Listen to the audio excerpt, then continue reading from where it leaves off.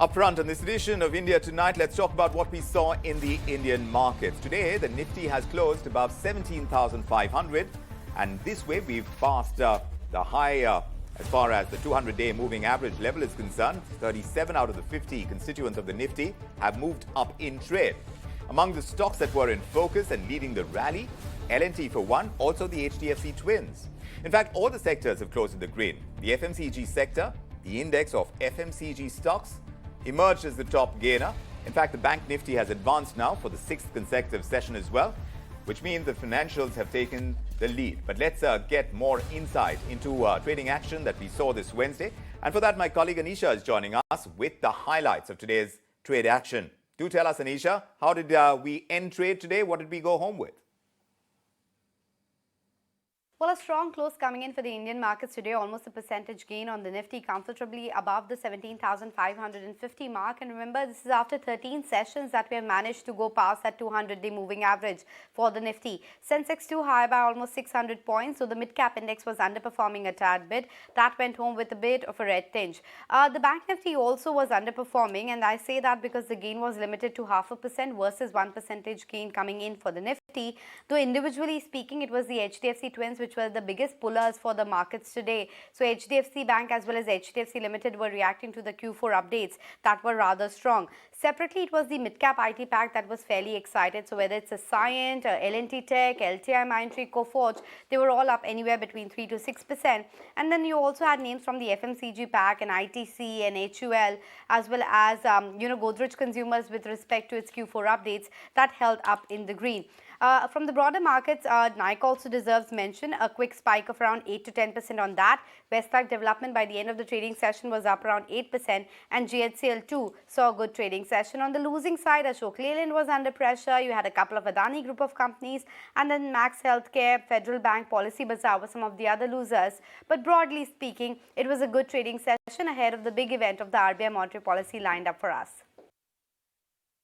All right, thanks very much. That gives us a sense of what went down in trade today. Thanks for that, Anisha.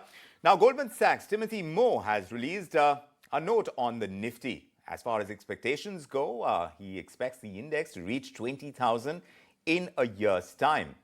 What else is there in that note? Let's find out. My colleague Pankaj is joining us to walk us through that note and what Goldman Sachs makes of the future of the Nifty. Pankaj, do tell us. And he very categorically says that time to buy India has probably come in on tips. 20,000 is the level what they are looking at. So we are at 17,400. So that provides a decent upside over the 1 year. But it's time to accumulate equities, which means every time they go down, one can go ahead and buy. That's essentially their base case call. They are saying that one has to buy quality at reasonable price. At a point of time, India was trading at 100% premium to the emerging market. Valuations are now back to normal, and they believe that the premium particularly which was there is not gone away, but it's significantly reduced by about 60 to 70%, and that makes India look much better. Now, what they believe will change or what they believe will lead to the upside is firstly, earnings growth in India would tend to continue. It will be led by the banking names, and that is something which they believe one should go ahead and lap up. So it will be driven by earnings numbers for FY23 and 24, and that is one of the base case call that they have. 17 to 15% earnings growth, and return will be back-ended as soon as we start to get earnings and upgrades would start to come in. They are overweight on banking names, as I told you. Industrial and cements are the other two sectors that they like. Thanks for that, Pankaj. That's as far as the Nifty predictions go, coming in from Mr. Moore, as far as Goldman Sachs is concerned. But as we talk about the biggest event of the week right now, all eyes are on the MPC meet. Economists are predicting a 25 basis point hike in the policy rate. They're also expecting a switch in stance from withdrawal of accommodation. They're expecting a move towards a neutral stance. Let's find out more about the expectations from the MPC meet. And of course, we'll have a clear-cut idea on Thursday. But Harsh is here to tell us where expectations are pegged. Harsh. Well, absolutely. You said it, 25 bips is largely the consensus on the street. And really, that takes the repo from 4%, which was the case same time last year, to 6.75%. That's a steep hike. in terms of the way the repo has moved over a period of just one financial year. But let's quickly look at some numbers, right? The first metric that the RBI largely looks at is inflation. So let's look at the inflation graph and the manner in which it's really gone off over the last year or so. And inflation has kicked through very, very sharply higher. It was higher in the month of June, 7.1% in the month of June. And of that, it's come off slightly lower. It's currently at around 6.5%. Where we currently stand at. In fact, inflation went up and in fact came lower at the end of the last calendar year before it spiked back up. So you can see the graph there. It had come down to 5.7%. Let's quickly take it to the larger inflation picture going forward. The RBI estimates that inflation will be below 6% in FY24. So that's a positive. But the manner in which that is to happen is, of course, still in question. And what they also expect is 5.7% in Q4. So whether there's a revision to that is something that we will have to keep our eyes out on. And of course, then spillover on the FY24 revision as well. And that will, of course, drive rates going forward. So any commentary around that will also help. The other piece that's, of course, the main piece is the growth. Growth has come sharply off. We were closer to 8% on RBI estimates at the start of last year. We've closed the year at close to 7%, hopefully. And we're expecting FY24, rather RBI is expecting FY24 at 6.4%. So RBI will have an eye out on that as well, because as the rates have gone up, it's possible that growth will start to come under more and more pressure. So an eye out on the growth trajectory as well is something that RBI will look out for. In terms of just general metrics and what's really driving the RBI to a 25 basis point rate hike, one is, of course, the larger global macro environment. And here are some numbers just broadly listing down the larger picture with regard to crude and other variables that the RBI looks at last meeting versus this meeting. But of course, the Fed continues to hike, and that may also push the RBI to hike. So some commentary around global macros will also be anticipated. Yes, indeed. Many economists tell me that perhaps the RBI wouldn't like the sound of that we are kind of taking our cues from what the Fed is doing, but that has been largely the case. And this time around, the global kind of context is something that we can't really break away from. And there are the other variables as well. The war, as far as Russia-Ukraine is concerned, is definitely going to have a telling effect. And we've heard from the WTO as well about the consistent impact of the pandemic as far as economic growth is concerned, all of which is going to be on the table, even as we consider our domestic inflation scenario. Let's get further perspective on expectations from the RBI as far as rate action is concerned. And for that, we're joined by Arnab, Global Market Strategist for EMEA at Invesco. Mahantesh Sabarad is also with us, independent market expert, along with Madhavi Arora, lead economist at Emkay Global. Great to have you with us, all of you. Madhavi, coming to you first. Do tell us, in your opinion, how the RBI has done in its fight against inflation so far, despite the many moving pieces, both domestically and globally. And do tell us what your expectations are on the rate policy action. Well, to start off, we are indeed looking at a rate hike of 25 bips by the Reserve Bank this time around.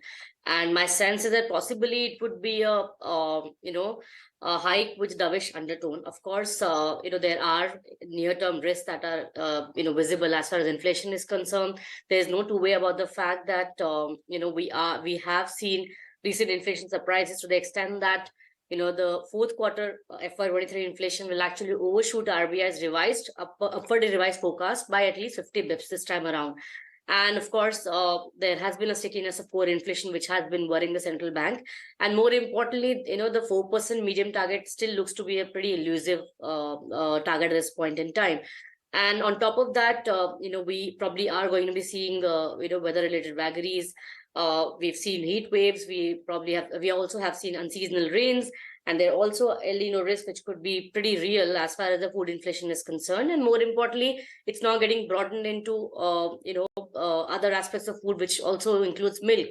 So I think the near-term risk around food inflation is fairly elevated. And that could also feed into core, is what the Reserve Bank has been maintaining. But my sense is that there could be a big demand correction that probably could come from the Western world as well, which would spill over to domestic markets probably in the second half of the year. At this point in time, of course, they would justify the rate hike on account of the recent inflation surprises that we have seen. But at the same time, there could be a dovish undertone with regard to the RBI's delivery because, to be fair, the global narrative has seen wild swings between February and, this month's meeting. We had seen the Fed repricing as high as almost 6% of the terminal rate to have now sort of settled down to around 5.1, 5.2%.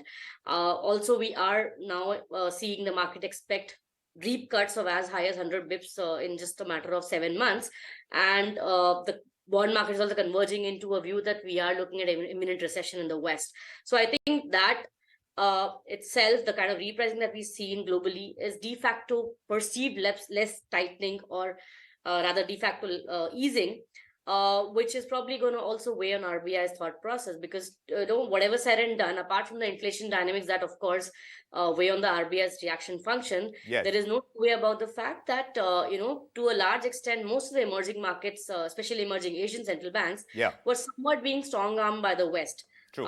The fact that now we are probably looking at a global tightening near its end, Yes. I think most of the emerging central bankers would be able to breathe easier. But No, absolutely. There is a point that you're making, Madhavi, and also we're looking at these wild swings in crude oil prices as well, because at a time that we are talking about these crude oil prices coming down, suddenly OPEC Plus decides to cut down production, and with that, we've seen oil prices rising. In fact, some experts we've been speaking to, like Faridun Fisharaki, now they are saying that it could actually touch, crude oil could touch $100 a barrel. In fact, just let's listen in to what he said first, and I'll come to you on this, Arnab Das, in a moment. But let's listen in to what we got from the expert on where expectations are pegged on crude oil prices, because that's going to have a telling impact on what the RBI decides to do with its rate policy. Listen in.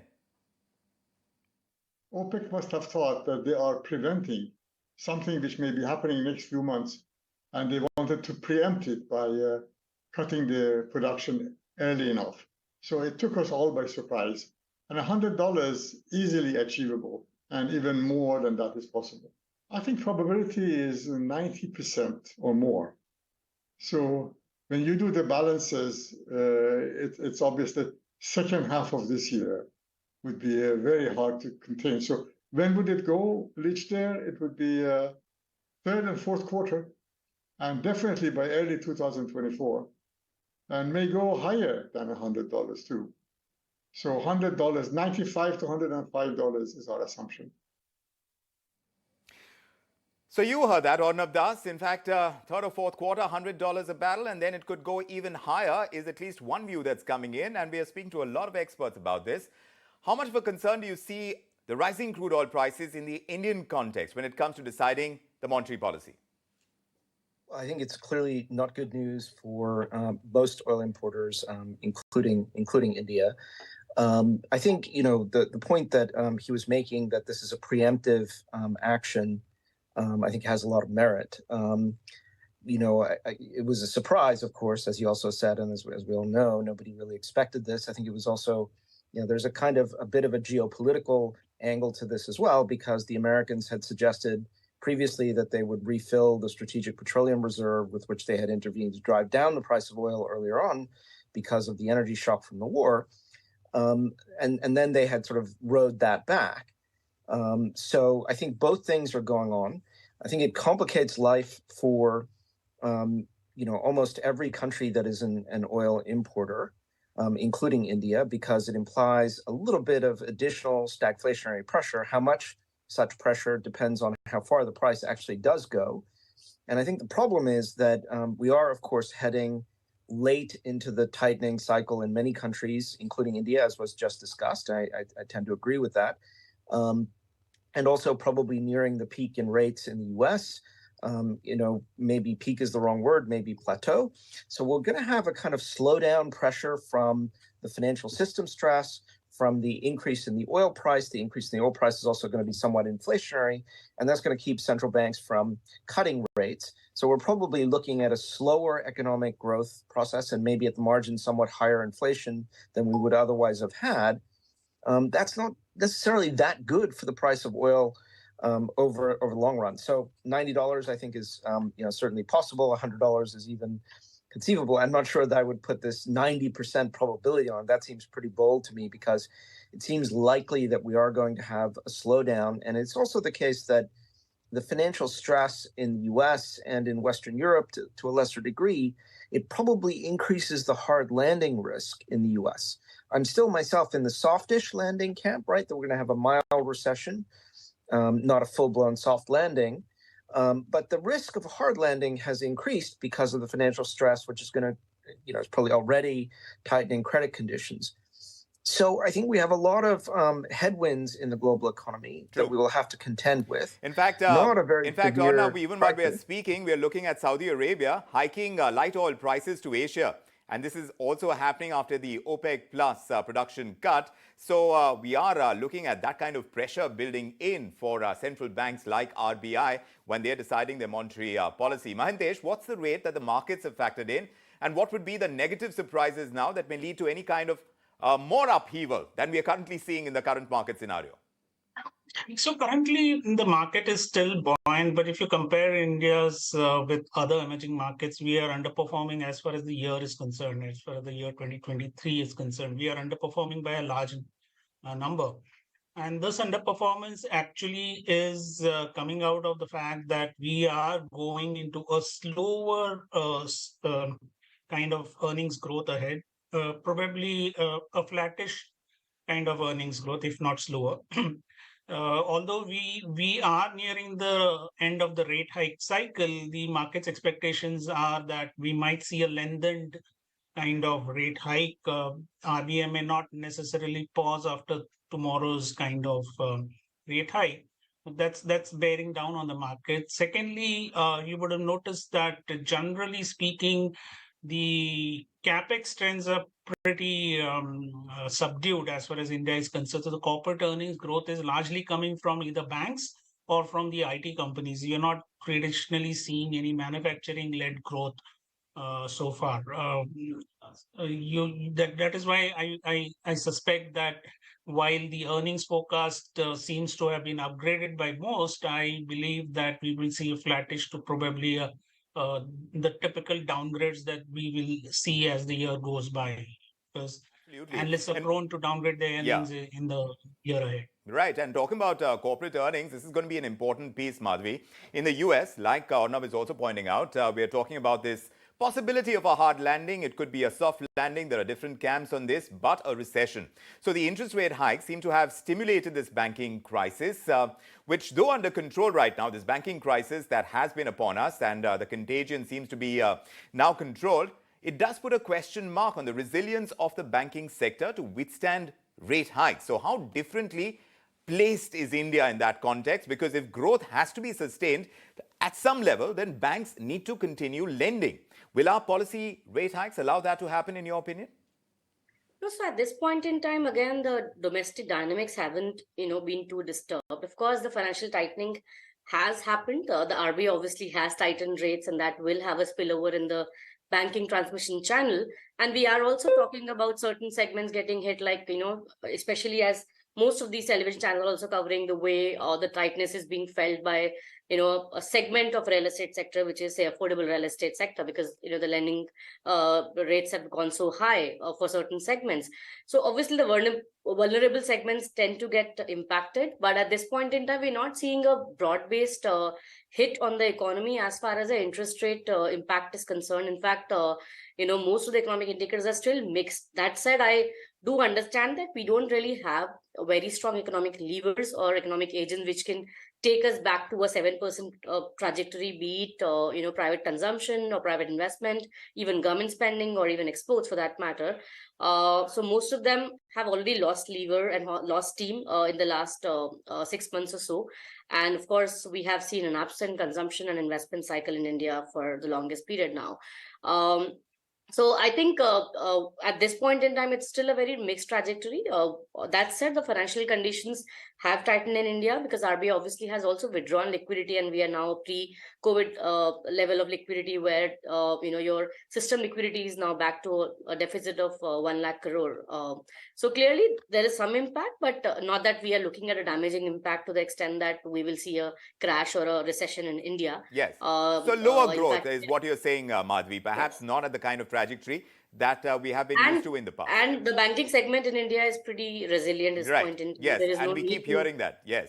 need to create a panic button by talking about Sure.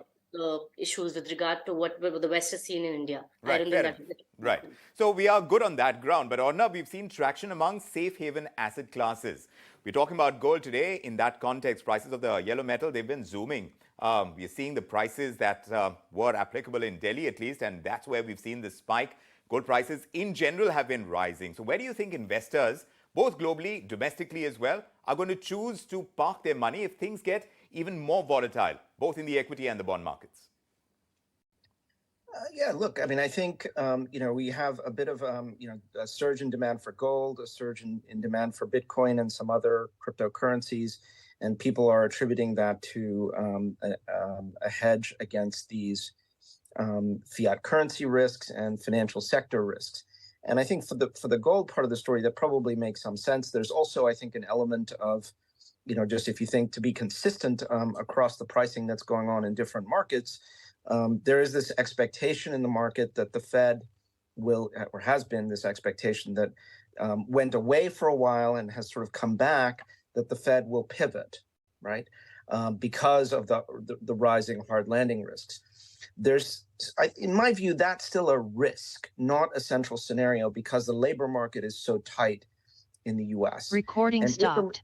If the labor market remains tight, despite the financial sector stress, which could continue for a while, that'll point to the Fed plateauing, as many of the FOMC members are suggesting, which might not be so good for the global price of gold and other and Bitcoins and other perceived hedges against financial sector turbulence or excessively easy monetary policy.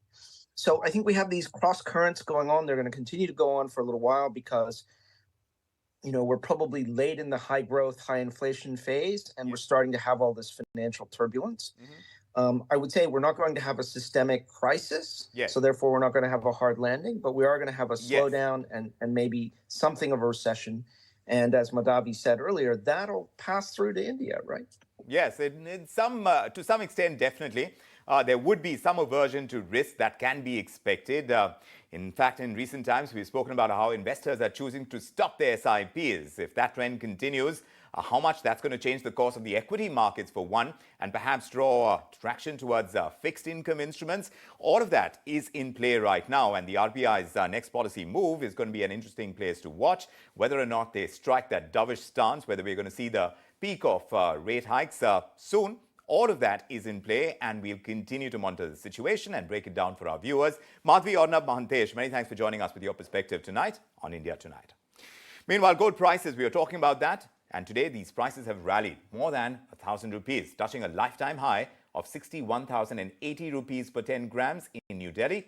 The yellow metal now settling at 60,055 rupees per 10 grams. This happened in trade. Analysts say the positive momentum in gold prices could continue amidst all the macroeconomic uncertainty that we are talking about. But also a word coming in on growth from the World Trade Organization, the WTO, which has released this new forecast which predicts a further slowdown in global trade. The WTO is now expecting global trade to grow only at 1.7% in 2023. And that prediction is considerably lower than the 2.7% expansion that we saw in the last year, which is 2022. Now the World Trade Body has attributed this predicted slump in growth to lingering effects of the pandemic and the rising geopolitical tensions as well that again started rising last year, 2022. The WTO also saying that interest rate hikes, they've revealed weaknesses in banking systems, something we were just talking about. And the WTO is cautioning governments as well as regulators to monitor financial risks. So what's happening in the markets right now? Let's talk about Wall Street first. As far as trade there is concerned, pretty mixed. The Dow Jones marginally in the green And now we are seeing it up around 0.06%, now trading at 33,420 levels. The S&P 500 is in the red. The Nasdaq, the tech-heavy Nasdaq, is down more than a percentage point. It's all happened after the ADP payroll reports are showing a slowdown in the job markets in the US, and this in the past month. It's also showing that the actions of the Fed have had this cooling effect on the labor market there. Alongside, we have stocks like those of Johnson & Johnson rising after the claim settlement announcement. The stock of FedEx as well rising in trade after it announced a dividend hike. But back home, a slew of banks are going to be in focus on the back of quarterly business updates. My colleague Harsh is again back with us with the kind of data from big names like HDFC and IndusInd to South Indian Bank. Let's find out where things are headed for some of these banking names. And for that, Harsh is with us. Harsh. Well, yes, very solid set of numbers from HDFC Bank. We're seeing 17% growth on that base of almost 13.7 lakh crore. So very, very solid growth in terms of when you look at it from a base perspective. So now loans currently at 16 lakh crore. That's how large the balance sheet size is. And even when I'm looking at it sequentially, up 6% on a sequential basis. So very solid back-ended growth, I would call it, from HDFC Bank, even on the advances front. Let's look at deposits, though, even more impressive. 9% growth on a quarter-on-quarter basis, 21% growth on year-on-year basis. Now, HDFC Bank grew its deposit book by 3.2 lakh crore in this particular financial year, of which 1.5 lakh crore, nearly half of that, came in Q4 alone. So very strong set of numbers coming through with regard to deposits from HDFC Bank. Now the deposit base stands at 18.8 lakh crore, very close to that 19 lakh crore mark, and shoring up on those deposits. Mind you, one more piece is in Q3, HDFC Bank grew its branches by 700 in a single quarter, and that probably is what is reflecting in that deposit growth number. That's what's really pushing deposits higher. Let me quickly take it to IndusInd Bank. IndusInd Bank came out, advances growth 21% year-on-year, 6% quarter-on-quarter. Advances now stand at 2.9 lakh crore. So very solid growth when it comes to advances. Deposits largely solid as well. 15% year-on-year growth on the deposits front, 3% sequential deposit uptick. So a good growth coming through in a seasonally strong quarter, mind you. So deposits now stand at 3.36 lakh crore. We're looking at a CASA ratio of 40.1% versus the 42% that IndusInd Bank CASA ratio stood at the end of Q3. So that's how both the numbers are playing out. Overall, a solid set from both banks. All right, so if that's any indication, we are talking about the resilience of the banking sector. Things are not looking bad at all, going by what Harsh is telling us about the Q4 updates from the banking front. But let's also tell you what is looking good overall when you look at the markets, the equities, and the sectors they're in. A new financial year is what we've got underway now. It's time to tell you about the top stocks and the top sectors that analysts are betting on for FY24. And for that, my colleague Sharad is joining us. Also, again, Sharad is part of our team here that does all the research and analysis, and he's here to tell us what's looking good, at least what we are picking up. Sharad. Well, yes, now we are in the new financial year and you'll be expecting which are the stocks which will be giving you the highest return potential. Now, we have taken this list from Bloomberg across the analyst bet, and now for the Nifty index, we see two companies from the SBI group. They're in the list of almost 37 to 40% return potential coming in. Apart from this agrochemical player, 39% growth is expected for UPL in this year. Apart from this, also we have IndusInd Bank and Hindalco making it to the list. Now, but the question remains is what are the mid-cap stocks which should be in focus, which would give the highest returns going ahead for the next 12 months. And in this space, we have Piramal Enterprises with almost 61% gains expected, while we have names such as Bandhan Bank, Patanjali Foods, AB Fashion Retail and Bank of India ranging between 46 to 48%. Now, after the large caps as well as the mid caps, the focus comes on the small caps. Over here, the betting is happening on the Jubilant Ingrevia, almost 163%. So that is an important number to actually watch out for. But do remember the chemical stocks have been beaten down, and we can see Deepak Fertilizers, Balaji Amines also being in the top investor picks. Apart from this, also let's look at which are the sectors actually, which are they're having highest return potential, and we did do a bit of screening where most of the market cap is actually more than 5,000 crore rupees, and it's tracked by 5 analysts. And over here we see utilities and energies leading this pack. And however, if you see mid returns coming expected for financials, communications, industrials and materials, but IT and the consumer related stocks are expected to be on the lower side. But important things are which are the triggers for FY24 which we should be tracking. And of course the most important thing is of course the inflation and interest rates. They are expected to reduce. Most importantly, it's a run-up to the general elections next year, which is going to happen. So that is something which we'll be watching out for. Apart from that, in current scenario, we are going to track the rainfall as well as the food security of our country. And lastly, the capex. That levels are expected to remain at upper levels. Thanks very much for that, Sharad. This paints us a picture of what the equity markets, the top sectors and stocks are looking like. But meanwhile, we're also watching what's happening with Apple in India. This morning, Apple has revealed the barricade of its first retail store in India at Jio World Drive Mall in Mumbai. And this officially marks the upcoming opening of the Apple store in the Bandra Kurla complex of Mumbai. It's inspired by the city itself, is what my colleague Aishwarya was telling us. She went on site today, and from there, she sent us this report. Take a look.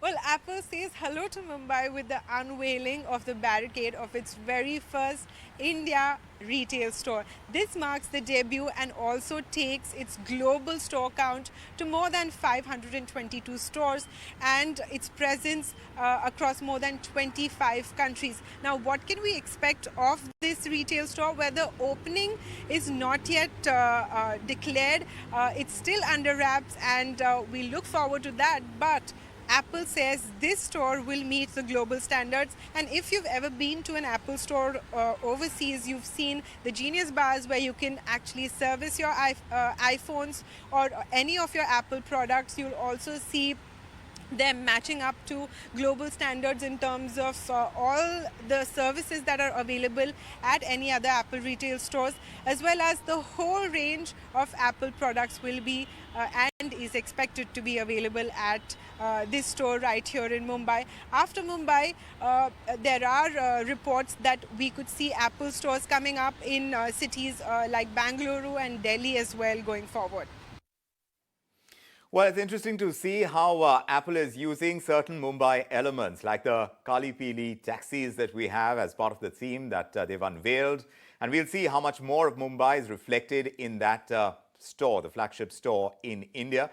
And of course, all developments on that count is something we track very closely, as also the automotive world. And that's where we're wondering why Hero Motocorp is very keen that some of their employees go ahead and retire voluntarily, because Hero Motocorp as a company has announced this VRS, this voluntary retirement scheme for its employees. It's a rare development, really, for a two-wheeler company. The giant within that universe is gearing up to make the organization, like they say, future ready. So what is this VRS all about? What does it entail, and how is it going to have the impact that the company would be hoping for when it comes to their financial performance? Let's find out from my colleague Srishti. She's joining us from our Mumbai studios, and she actively tracks the auto world. Srishti, do tell us about this VRS that Hero Motocorp has announced. What exactly does it entail? Well, yes, that's one of the rare times we are seeing a two-wheeler major offering a VRS to all its employees. And I'm talking about Hero Motocorp, wherein this time around they have come up and said that they will be offering VRS, that is voluntary retirement scheme, for all their employees in a vision to make the organization agile as well as future ready, wherein they are looking to consolidate the roles as well as reducing the layers. Not just they are paying their employees a one-time lump sum payment. Other than that, there are a lot many benefits in terms of variable pay, gifts, medical coverage, retention of company car, reallocation assistance, as well as career support. So it's going to be a bit of a hefty amount for Hero Motocorp when they are offering so many services, despite the fact that one-time lump sum payment is also involved. But how do analysts see this move? Is definitely on the positive side, because this will improve the efficiency of the company. Not just that, it will reduce the cost burden and help and support the margins of the company as well. And the company also looking forward to improve the efficiency within a company through a lean and a more productive organization going ahead.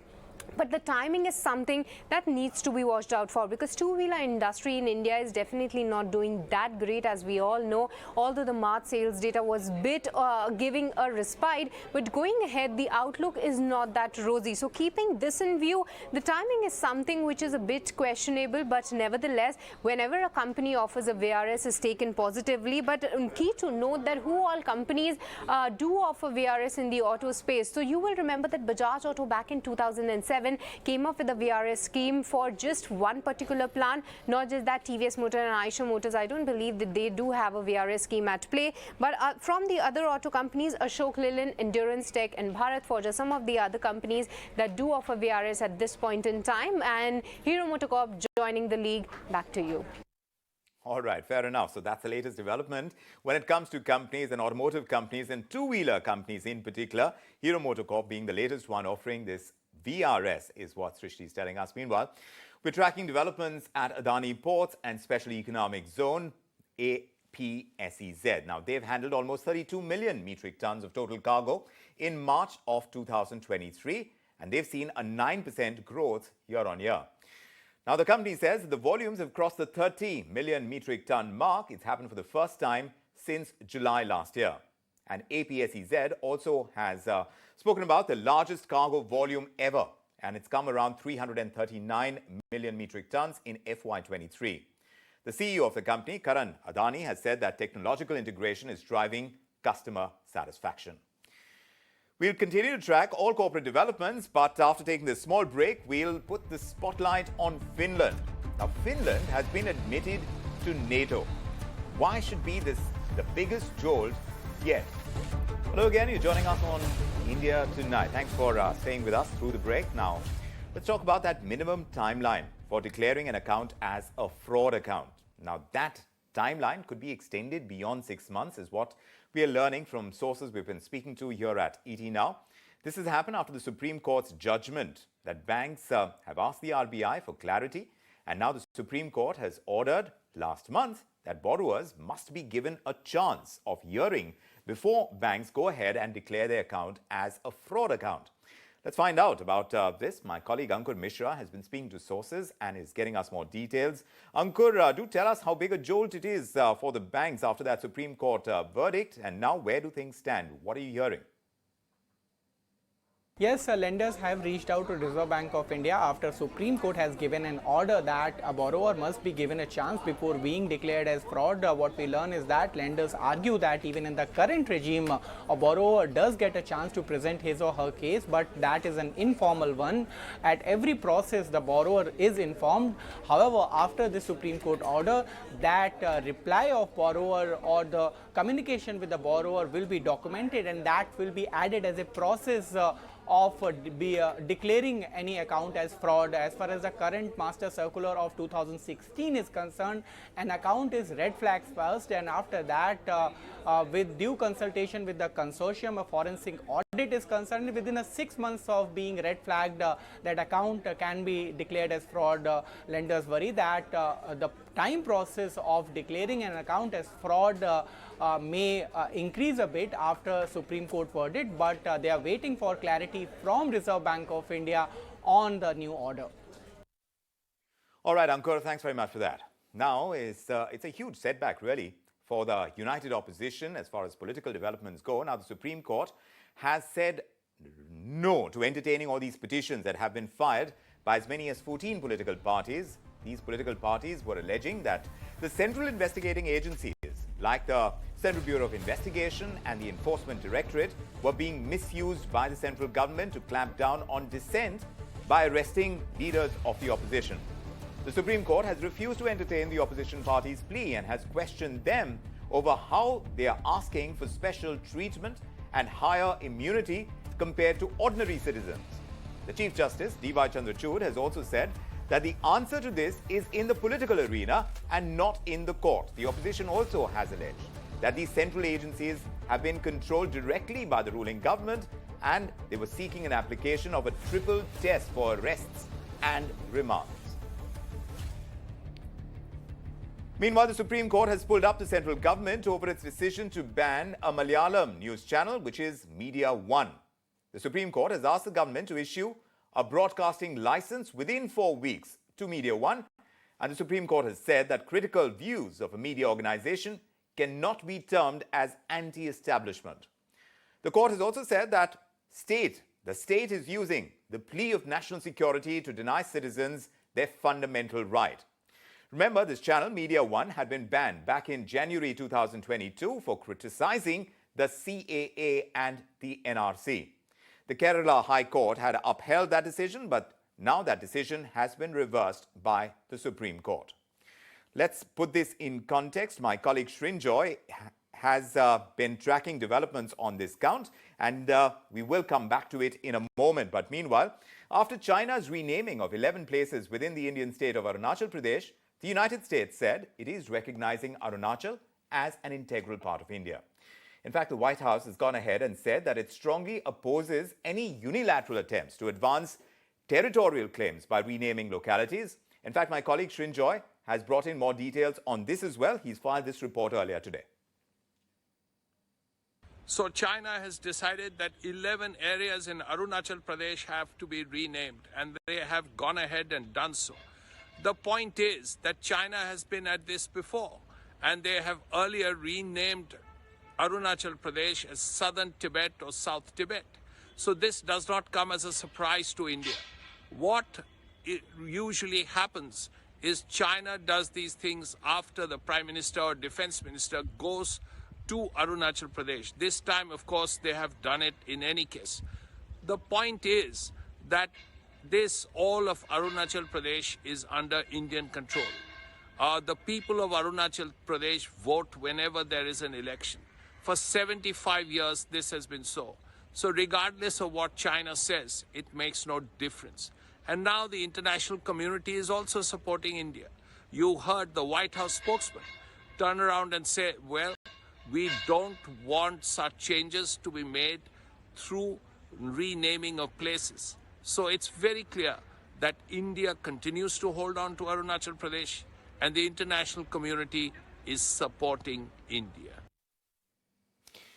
All right, so now we're looking at this fresh kind of conflict area between China and India over Arunachal and the renaming of Arunachal parts of the state. Now, we'll continue to monitor that situation, but meanwhile, on the global front, we're looking at NATO having a new member. The 31st member is Finland, although this marks the end of Finland's neutrality because Finland was neutral all along. It comes after the war in Ukraine now that this new addition to the NATO pact is coming into play. It could be a real major setback for Russia and Putin in particular. How significant is this development? I put that in context in what I explained about this development earlier this evening. Let's take a look at it again.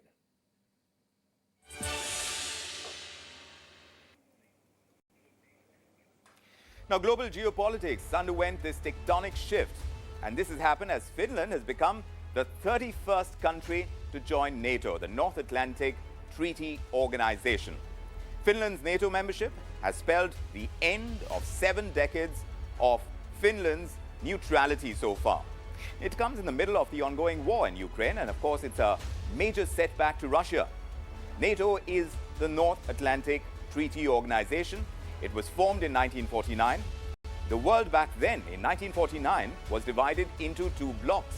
The Western Bloc, which was led by the United States, and the Soviet Bloc, which was led by the Soviet Union then. The United States and 11 other countries have formed NATO, and they've done this with the aim to challenge Soviet expansion in Europe. The logic was pretty simple. NATO members agreed to help one another if they came under attack from the Soviets. But Finland was not among NATO's founding members. In fact, a year before NATO's formation, it signed this friendship agreement with the Soviet Union, and they agreed to be a neutral country. And while NATO kept adding these new members after the Soviet Union's collapse in 1991, Finland continued to hold on to its neutrality. So what has really changed for Finland? Well, for a start, Finland shares this long land border with Russia. To be precise, it is 1,340 kilometers of a border. And since Russia's invasion of Ukraine, Finland now fears that Russian expansionism may reach its doors anytime. So NATO's membership assures Finland that any Russian misadventure would meet the full might of the Western powers. This move is a huge setback to Russian President Vladimir Putin, no doubt. Remember, it was Ukraine's growing ambitions to join the NATO that irked Putin. Eventually, it led to the war in Ukraine. And while Putin had hoped that the war would kill similar ambitions of other European countries, it now turns out that it has had the exact opposite effect. Finland's NATO membership has doubled Russia's border with the world's biggest security alliance, and that's NATO. And remember, Finland is not alone. Its neighbor Sweden, which has avoided military alliances for more than 200 years, is now also in that queue to join NATO. And while Russia has threatened to retaliate, it seems the more Putin reacts, the more he would encourage Europe's integration with NATO.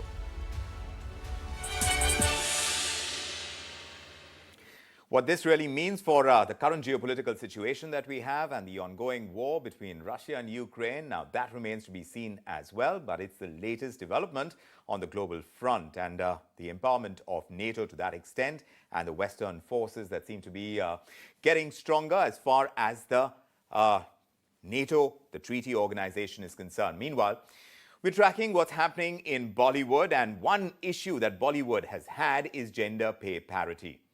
Now we're hearing, at least from one quarter, that the pay parity, the gender pay parity in the Hindi film industry, rather than say Bollywood, I know it sounds better when you say that, it is better, is what actor Raveena Tandon is concerned. She's shared some of her film experiences with Times Network's Shreya Dhondiyal.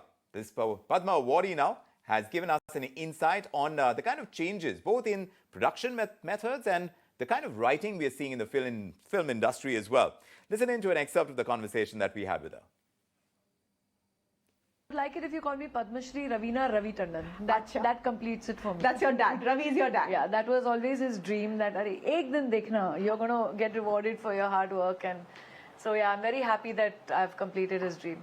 How would he have reacted to your Padma Shri? Oh my God, like a light bulb. Like a tube light. Any award. I would get any award. It could be any category. He was very happy. And he would tell 10 people, Aaj malum hai Raveena award leke aaye ghar pe. So yeah, he would have called about 100 people and the whole mohalla would know. So at the ceremony, you would then probably miss him the most. No, he's going to be there. He's going to be there. So how can he not be there? Okay, he will be there. You know, it's uncanny, but I haven't dreamt about him since his passing. And past 2 nights, I've only dreamt about him. So I think it's like a sign, him telling me that, listen, I'm there. Otherwise, can you imagine in this 1.5 years, I didn't dream about him. He didn't come in my dreams, so it's crazy.